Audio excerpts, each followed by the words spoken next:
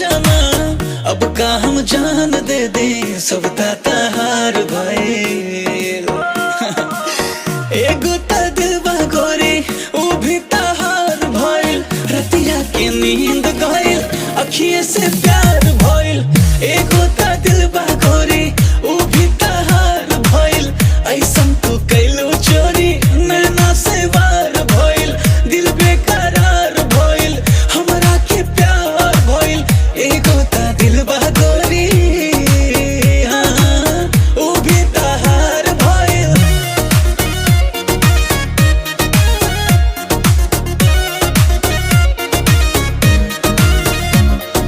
नीली नीली आंखों वाली प्यारी प्यारी बातों से ना करना हम मुझको बेकरार अभी 18 बरस के भाई लबाड़ू हो सूड़ जाला तो के देख कर नीली नीली आंखों वाली प्यारी प्यारी बातों से ना करना हम मुझको बेकरार अभी 18 बरस समझ जाना